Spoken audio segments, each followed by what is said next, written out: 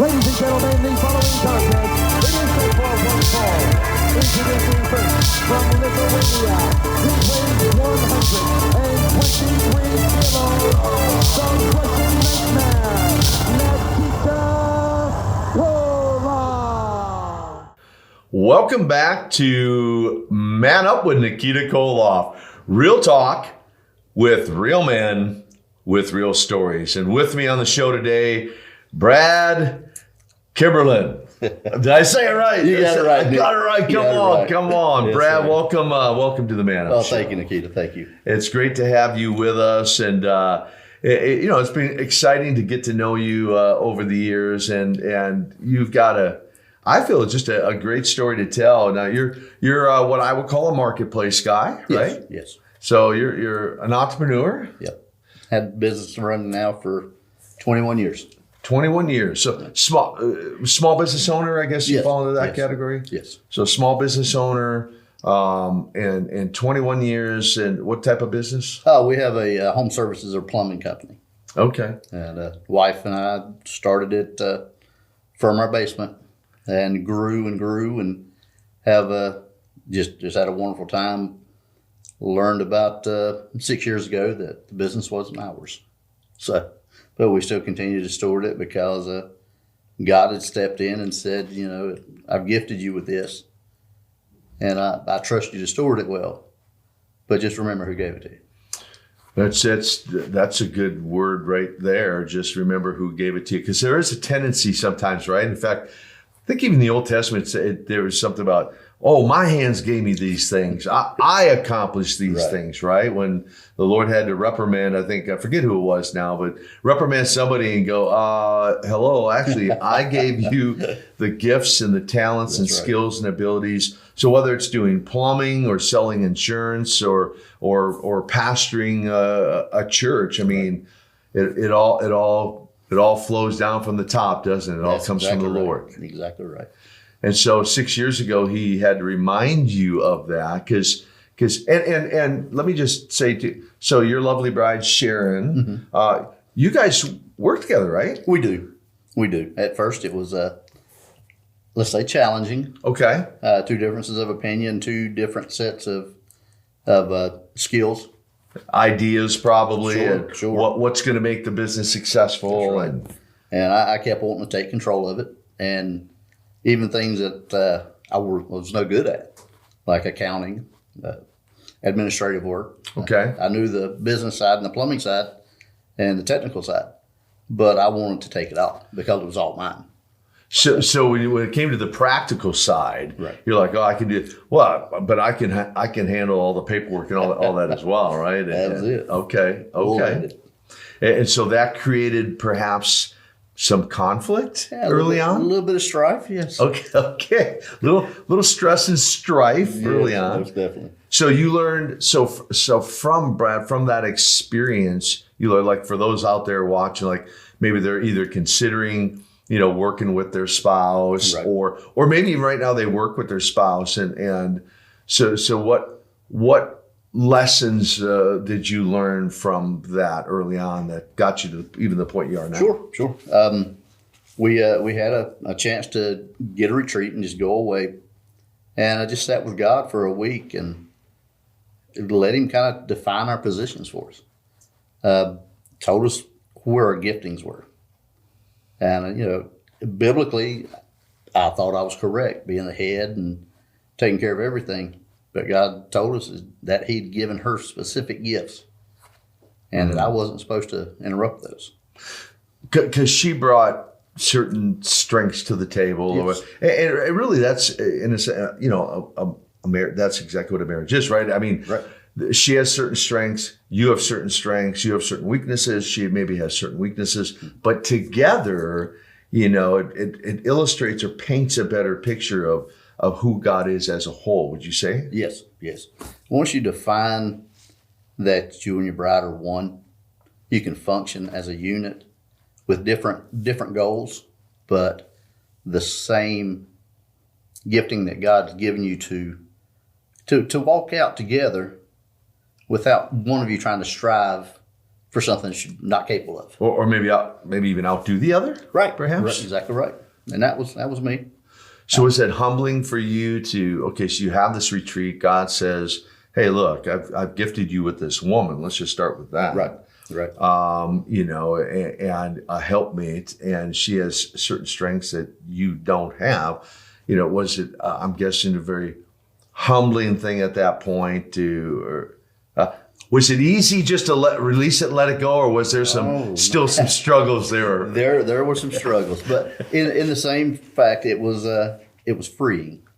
Okay. Because instead of me trying to carry everything on my shoulders, she had been doing the job the whole time, but I was just butting heads with her because I wanted to be in control. Like micromanage, I think exactly is right. the term, I think, right? That is micromanage. It. But when I finally decided that, God said for me to let it go, I'm going to let it go. And it was very freeing. It lightened our household. It lightened the burden on the business. Well, we still have our differences of opinion, but we come together with them now. We analyze a little bit better from both viewpoints. That way, we're not trying to step on each other's toes. I've learned to admit when I'm wrong. Wow. Which is hard. Which isn't often you're wrong. No. But you probably count them on one hand. Yeah, but that one time it's more often than she is. So I can promise that. Okay. So it's been a real learning experience. Yes. And it sounds like you guys have really, again, for others out there, and because there's some I've had conversations, you probably have too. They're like, I could just never work with my spouse or whatever. But I think, in certain cases, and I've had others on the show, husbands and wives who have, been in a similar situation. Entrepreneurs work together, and God has made it work. Sure. God has made it work. So you've had to eat some humble pie at times, and it's still, and I get it, right. Look, we're all imperfect people, right? That's right. And so the Lord brought together you and Sharon, two imperfect people, but because of your perspective, because of your sensitivity to what the Lord says and leading, guiding, and directing you guys, sounds like to me that you're living a very submitted life to the Lord, and then that makes the marriage and the business work well together. Yeah, because we when we got married, we set our vows, and until we looked back, you didn't realize that there was 3 parties involved in the wedding. Okay. She and I and God, and we had been kind of pushing God to the side and saying, we've got this, we can do this, but we struggled the whole time until we let God take His rightful place. Because you've been married how long? Oh, wow. Test. 26 years. Okay. A little more. 26 years and a couple months. So it wasn't, so I'm doing the math here. So you've been married about 26 years, but you've had the business for 21 years. So you just didn't jump into business together right away. Right. But you eventually got into business. Yeah. I had been in the field and have basically been in the business for 30 plus years off and on. Oh, wow. Okay. And just thought there was a better way to do it. Now, did you go to trade school for that? No, actually, the trade school I went to was working with my grandfather. Apprenticeship, in a sense, right? Is that the right word? It was. And I learned real quick that I didn't like electricity because he was a very skilled electrician.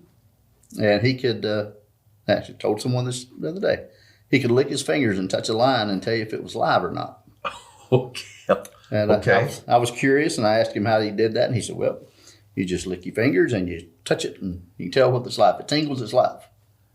So he said, go ahead and give it a try. So I gave it a try, and about 30 minutes later, when I was able to talk again, he just looked at me and said, no, I didn't tell you to hold on to it. I said, just touch it. Oh, my gosh. That was the end of my electrical career.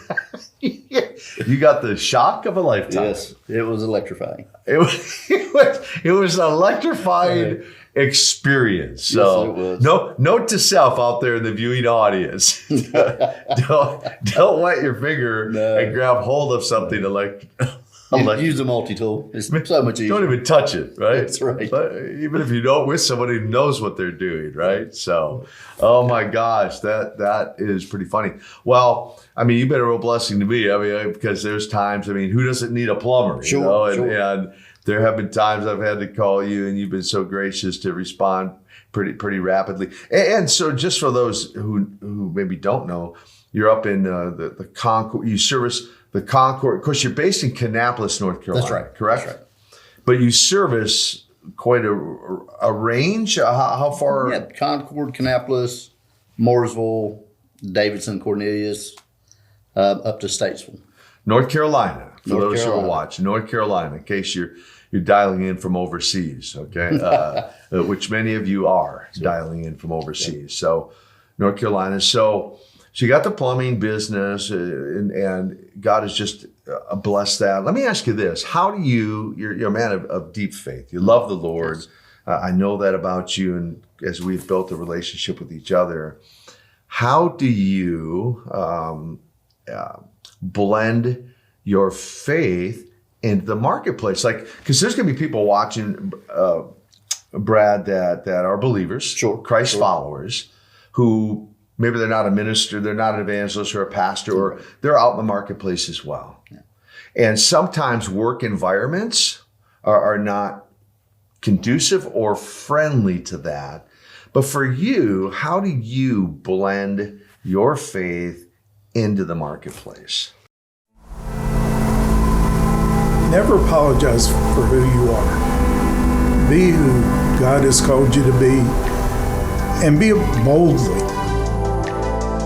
Hi, Nikita Koloff here, and I am excited to announce the first annual MorningStar Men's Conference, August 25th to the 27th. Our theme this year, Man Up. It's time. And we have a phenomenal lineup of speakers, including NBA All-Star Al Wood, WWE Superstar Lex Luger, Lieutenant General Jerry Boykin, David and Jason Benham, the Benham Brothers, Chris Reed, and of course, Dr. Rick Joyner. And let's not forget world-renowned evangelist Frank Shelton. Click the link below and sign up early. You do not want to miss this event.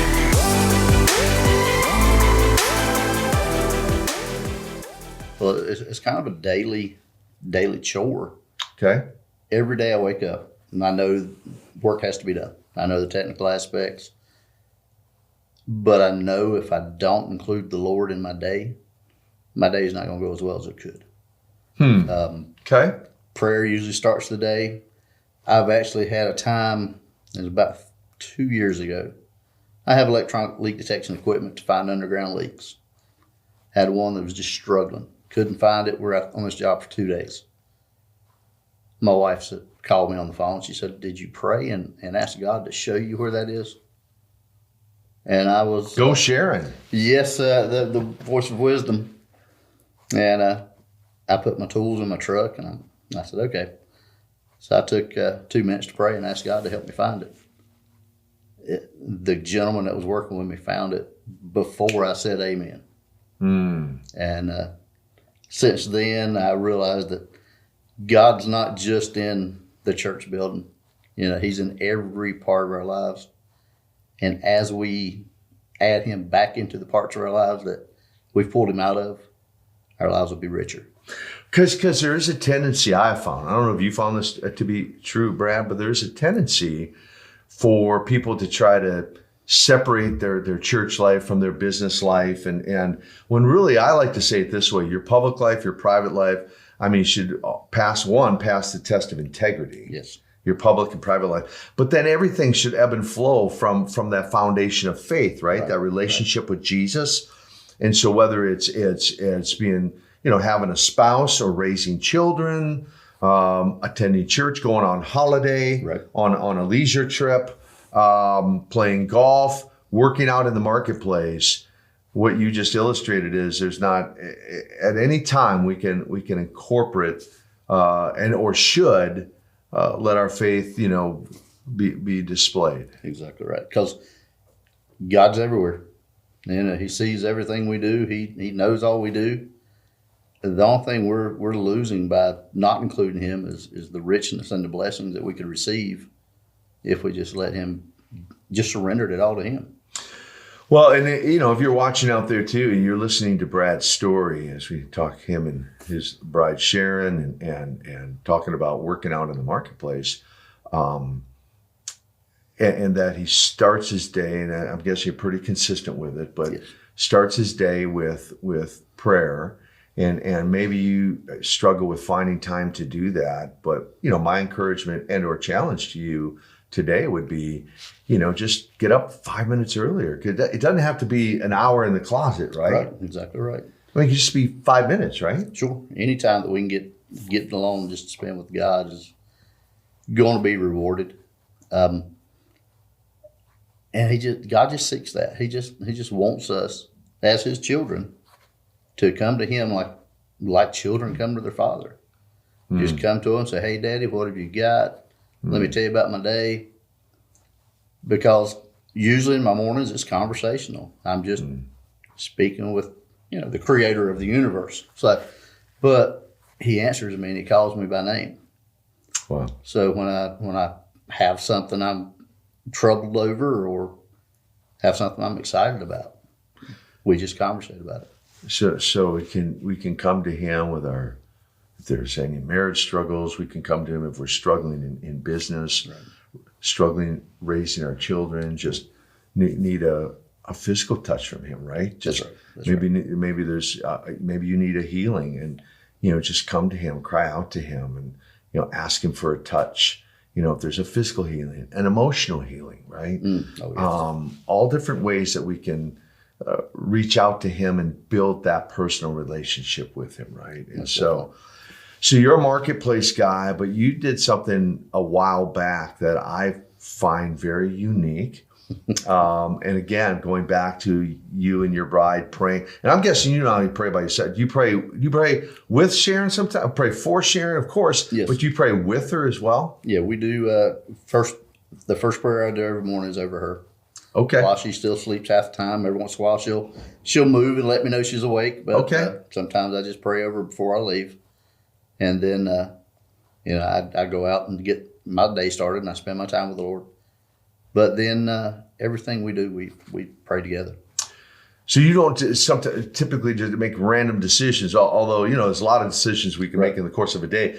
But especially I know if it's a real major decision or something of that nature, you guys are going to pray together, seek the Lord for an answer. And if let me ask, if one gets an answer, let's say one gets an answer and the other doesn't, do you still kind of hit the pause button and on hold? Or is there a time when she maybe goes, well, I trust you're hearing well from the Lord and you have my blessing. Go ahead and do that. Yeah. We've actually, there's been a couple of larger decisions we've made in just the recent past. And if one, I want to get to that. If one of us heard and the other one didn't, we'll press in a little bit deeper because we want to be, aware that there may be something blocking us. Mm-hmm. And if there's something that I'm having to deal with that's blocking me from hearing from the Lord, I want to deal with that. And then we'll come back together. We do have a prayer room that we've built just for that, to meeting and just anointed the room. But it's an opportunity for us really to get clarity from the Lord. And as long as we remain faithful in that, he has definitely been faithful. You've seen a lot of answered prayers. Yes. And the word that pops up, I mentioned unity. Yes. So it's important that you guys walk together in unity. That's right. Right? That's right. And so for those out there, that may be married or considering to get married one day, and so unity, the importance of marriage is walking in unity. One of the strengths of marriage is walking in unity, right? So the thing I was alluding to was you guys did something that you don't hear about every day. You had been looking to, I think maybe relocate or looking for some new property, a new building, relocate some things. And you bought a building, but not what someone might typically purchase. Right. We bought a church. You bought a church. Yeah, we bought a church. Okay. We were both, I have a men's ministry. My wife had a women's fitness ministry. And we were running into walls with where to house our ministry. So we started to search for just a vacant building that was close to between our work and our home. And this one property came up, and at the time it was just way out of our reach.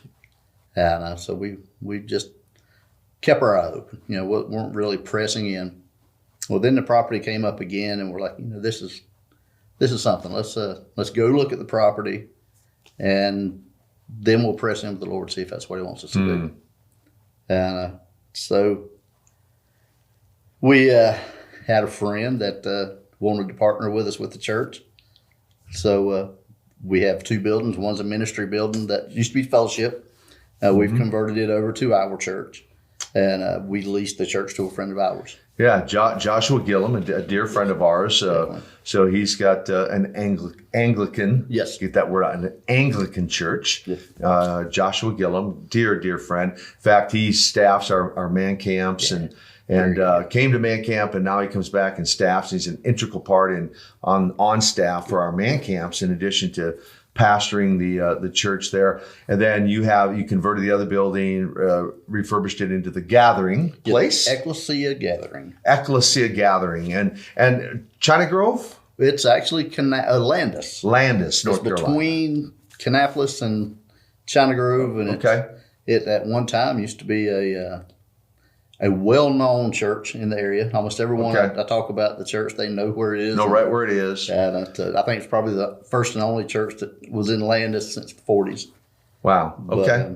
Well, and you've been gracious to in the past. You've hosted some of our Bible studies there, and been gracious to do that. And I know you have on a consistent basis, like a worship night. We do the second Friday of every month. Okay. We have one coming up tomorrow night. That'll be from 6:30 to 8. It's just kind of come as you are. You know, enjoy spending time with the Lord and fellowshipping. And usually it's just prayer and worship. Okay. You know, we give back to what God gave us. Open to the communities. Anybody can come. So, where can people find out more, whether it's about your plumbing business or about Ecclesia Gathering? Is there a website or? Yeah, ecclesiagathering.com. Okay. Is the website. Okay. Emails or information will be info@ecclesiagathering.com. Okay. And then your plumbing business, where can people find you? It is Mr. Reuter Plumbing of Concord. Okay. Wonderful. Been around for a long time, so awesome. If anyone needs, we'll be happy to help. Awesome. And so this is the Man Up Show, and it's been great having you on. And next time we'll have to have your lovely bride Sharon with Most you. definitely. And but take like 60 seconds, Brad, and I'm going to ask you to look into that camera right there, and just what would you like to say to men? The Man Up Show. What would you like to say to men? Men, we've been carrying a load on our shoulders for a long time. And there's struggles that we don't understand why we have it. But if we would stop and seek the Lord in it and give our burdens to Him, He would make them light. He would pour into our day, enrich every part of our lives as long as we pour into Him and just lean in. Just go to the Lord in prayer and ask Him what He has for you. But once you start including the Lord in things, I've got a little saying that may not make a lot of sense at first, but when you start to see God in everything, you'll start to see God in everything. And it's definitely worked out for me, because the business is great, home life is great, but I've got a church that's growing, and I feel like I'm finally doing the Lord's work because He's gifted me with it, and it's all His to start with. So say that one more time. If you when you start to see God in everything, you will start to see God in everything. I love it. Well, it's great having you on the show today. I think that's great advice for men. And, you know, no matter who you are out there, whether you're in the marketplace, gone to seminary, pastor a church, or, the wife of a working man, a stay-at-home mom, it doesn't matter who you are. I want to encourage you, if you don't have a personal relationship with the Lord, I'm sure you sense Brad's love for the Lord and the things he said today. If you don't have one, can I encourage you to consider even pausing for a moment, even right now, and just consider surrendering your heart and your life to the Lord. It would thrill us nothing better than to get an email and say, hey, because of that show and because of Brad's story, I gave my life to Jesus. And go out and make a difference in life, no matter what you're doing. And I thank you for tuning in today to Man Up with Nikita Koloff. God bless you. Thank you for tuning in to this episode of the Man Up Show. For more content, please visit us at www.morningstartv.com.